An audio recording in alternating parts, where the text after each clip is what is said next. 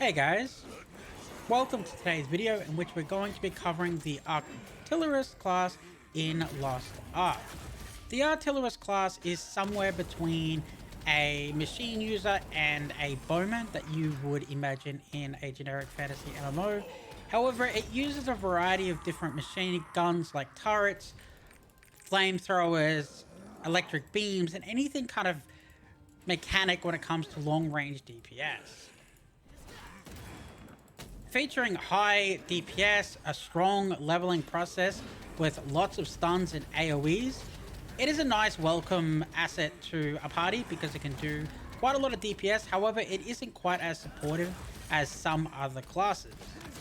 So in today's video, we're going to have a look at the abilities for the Artillerist.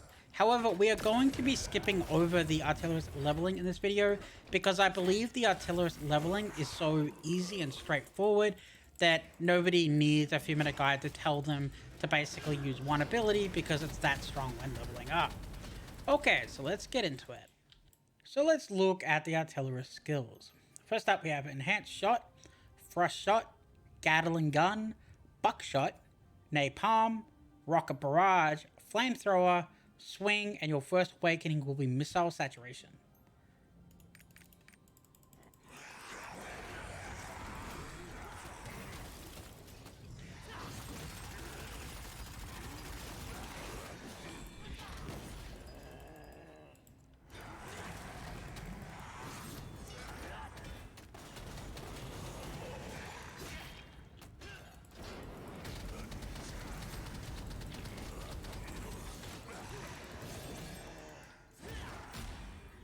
As you just saw there, despite the fact that Swing isn't AoE, it can hit more than one mob. Keep that in mind.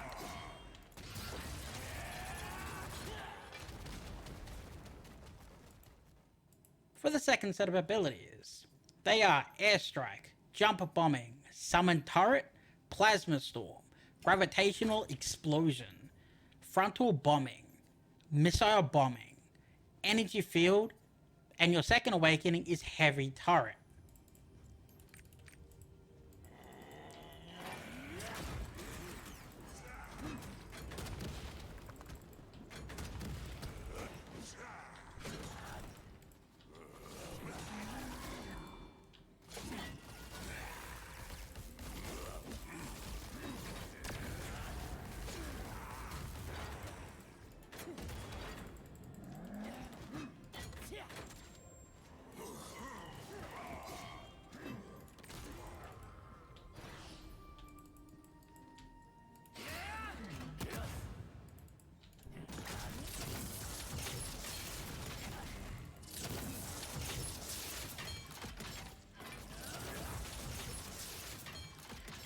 Now, let's talk about your class abilities. So, basically, it's a firepower gauge, and as you get up to each gauge, your firepower is going to go up.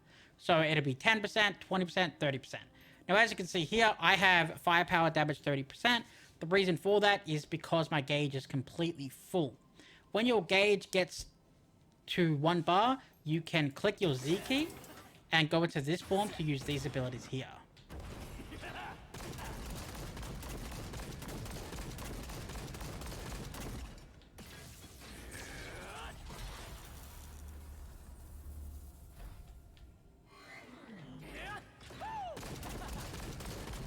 And then you click the Z key to get back out, but then it'll send you back to your normal state. So those are the abilities for the Artillerist. Welcome to the Chaos Dungeon portion. So in this video, we're actually going to look at two slightly different builds, because while I like both of them, I understand that the first one, while my personal favorite, is not something that people would agree on or other people would like to use, because it does require getting in your face a little bit more than the second build. They are similar, but there are changes, which I will go over. So for the abilities we're going to be using in the first build, it's going to be Howitzer, Napalm, Flamethrower, Swing, Plasma Storm, Gravitational Explosion, Missile Bombing, Airstrike, and Missile Saturation.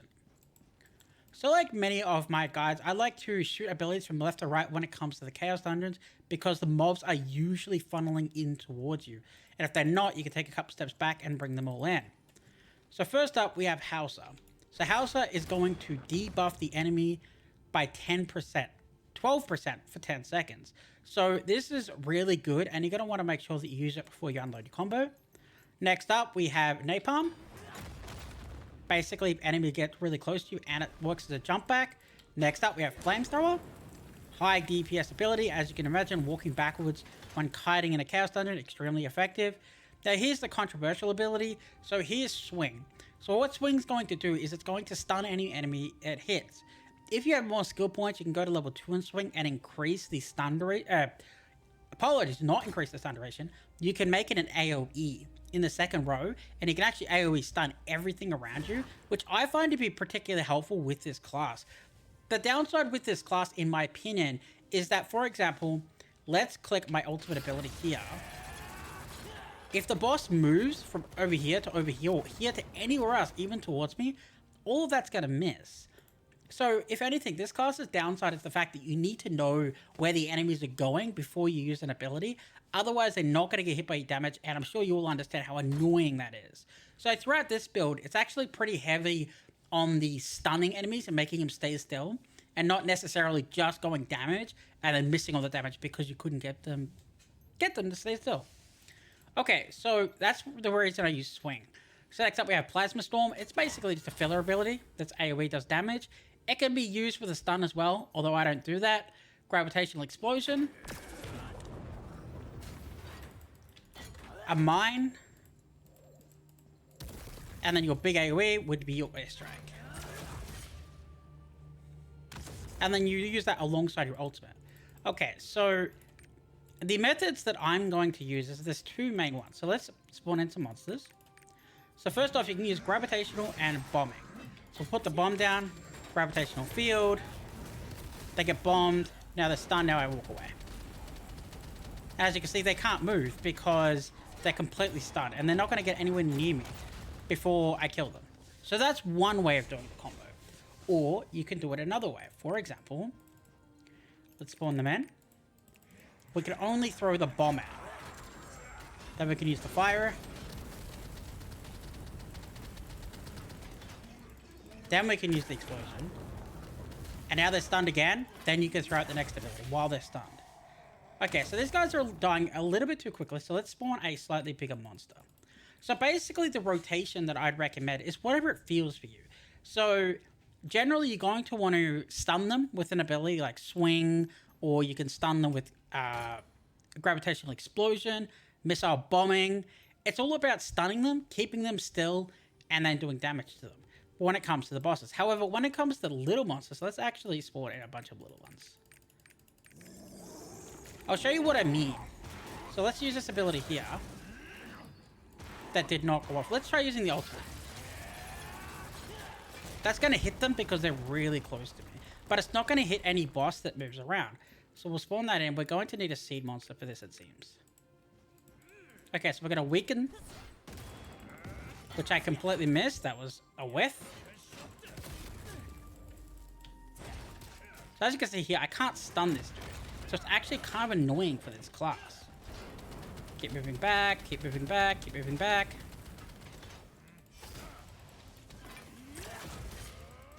See how I'm missing with abilities? This is exactly your problem, which is why you use stuns.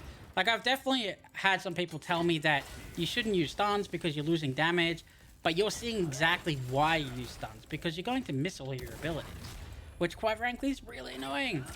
Okay, so let's despawn him and respawn in the name. Let's use a full combo now. I have to reset the cooldowns. Apologies. One moment. We'll get rid of this. Let's weaken them. Stun them. Flamethrower. They come out of stun, for example. Walk back in. Stun them again. And I still haven't used my gravitational field. So if there's any monsters running into you, like, for example, like this, you pull them all across, gravitational field. And then you put down the mine because they're all stunned. They walk on the mine, boom. So there's a couple of ways of using this build. Just whatever you're doing, make sure that you weave your stuns in between your other damage. It doesn't matter so much in a lower chaos dungeon because a lot of the mobs will probably die to like the flamethrower while walking backwards. However, in the higher dungeons, you're going to struggle when it comes to higher mobs if you only use the flamethrower. I would like to mention, part of the reason I didn't do the leveling guide in this video is due to the flamethrower. The flamethrower is just so unbelievably strong that when you're leveling, you literally hit flamethrower, walk backwards. And they will just die. Also, many of the abilities I'm showing you in this version here are pretty similar to what you're leveling anyway, so I'm not going to cover that. Okay, so let's not take too long, and let's jump to the second version of this build. Okay, so let's talk about the differences between what we were just doing and what we're doing now. So with the other build, I encouraged you to use swing to do an extra stun. Now, you can completely get away with that if you wish and go the shield route. So the shield route is called energy shield. Basically, what this focuses on is having an energy shield to give you a massive shield when you're about to take a lot of damage. I generally don't use this in Chaos Dungeon. Now, I could totally understand using energy shield in higher level content or if you're using too many potions. I get it. Totally use the shield. However, when running through Chaos Dungeons, it's just that it doesn't feel required. However, the energy shield does also prevent you from getting knocked around, which is extremely helpful. So what I would perhaps do is spawn in a couple of mobs, stun them, energy shield, go into my big state while they're stunned, and use my laser. Get out of that, and then come back, run back, flamethrower, and just the same thing over and over again. I'm sure by this point you have a pretty good idea of how I like to play this class. It's basically one stun ability followed up by a non-stun ability that does higher damage, and then when the stun comes out, follow it with another stun ability, and just do that on a rotation. So if you feel a little less confident in the class, or if you feel like you're getting knocked around too much, go for the energy shield. As I mentioned, if you're up against a boss or something a little bit tougher and you're unaware of where it's going to move or whatnot, 100% use the energy shield, because not getting knocked back when using your skills, for example, would be very nice. Like, for example, using your shield and using your ultimate. Like, getting knocked back while you're doing mid-ultimate would be extremely infuriating. So I totally understand when some people would run with the shield. Even if you are going to run with the shield, I would still run with everything else similar. With the Hauser, the weaker, the knockback, the being able to walk back, damage, the 2 AOs in front, and the 2 big stuns. This is just how I like to play the class. I have seen some other people play it with a little less stuns and a little more damage, but that's just definitely not the way I like to play it, because you're doing Chaos Dungeons so often, you kind of want to go through without super focusing. Otherwise, you're going to burn yourself out when you're doing it that often. Okay, so that covers everything for the Artillerist guide today. Hopefully this information helped you and helps you understand how to weave your abilities to use the stuns to maximize your damage while avoiding boss mechanics. Thanks for watching, guys. Peace.